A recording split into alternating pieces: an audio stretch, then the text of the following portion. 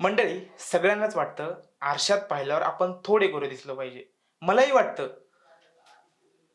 पण सांगा, हे गोरेपण मिळवण्यासाठी तुम्ही तुमची किडनी पणाला लावायला तयार आहात का? मी घाबरवत नाहीये, पण नागपूरच्या 18 महिलांची अवस्था पाहून अंगावर काटा येतोय. आपण सौंदर्याच्या नावाखाली काय विकत घेतोय आणि काय लावतोय याचा कधी विचार केलाय? नसेल केला.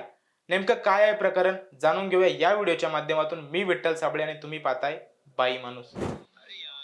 इंस्टाग्राम उघडलं की तेच चेहरे. हे क्रीम लावा आणि 7 दिवसात गोरे व्हा. पण तुम्हाला माहितीये का, यातील बहुतांश मॅजिक क्रीम्स कुठून येतात? ही आहेत पाकिस्तानमध्ये बनवलेली क्रीम्स, ज्यांच्यावर ना कंपनीचा पत्ता असतो ना कोणतं अधिकृत लायसन्स. हे लोक इम्पोर्टेडच्या नावाखाली तुम्हाला विष विकताय का? कारण त्यात पारा आणि शिशाचं मर्क्युरी अँड लीड इतकं घातक प्रमाण असतं की ते तुमच्या त्वचेतून थेट रक्तात शिरतं आणि हळूहळू तुमची किडनी निकामी करतं. तुम्ही म्हणाल, अरे मी तर फक्त चेहऱ्यावर लावतोय, किडनीचा काय संबंध? तर संबंध आहे आणि तो थेट आहे. नागपूरच्या रुग्णालयात गेल्या 2 वर्षात 18 महिला आल्या, ज्यांना किडनीचा असा आजार झाला, जो सहसा इतक्या कमी वयात होत नाही. तपासणीत जे समोर आलं ते धक्कादायक होतं. या सगळ्या महिला गोरी फेस क्रीम्स आणि गोल्डन स्टार सारख्या बोगस क्रीम वापरत होत्या.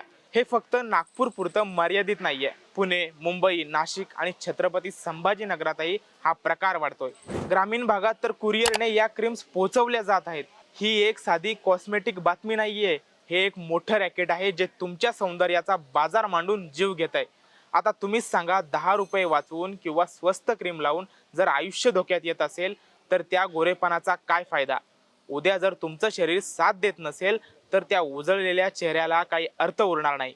एफडीएने काही ब्रँड्सवर बंदी घातली आहे, पण जोपर्यंत तुम्ही स्वतःहून वापरणं थांबवणार नाही तोपर्यंत हे थांबणार नाही. केमिकलच्या नादाला लागून लाईफ खराब करून घेऊ नका. नैसर्गिक राहा. तुम्ही जसे आहात तसेच सुंदर आहात. आता निर्णय तुमचा आहे. गोरेपणाची फॅशन हवी की आयुष्य? आपल्या जवळच्या मैत्रिणींना आणि नातेवाईकांना हा व्हिडिओ नक्की पाठवा, कारण तुमची एक शेअर एकाचा जीव वाचवू शकते. बाकी तुम्हाला यावर काय वाटतं आम्हाला कमेंटमध्ये नक्की सांगा.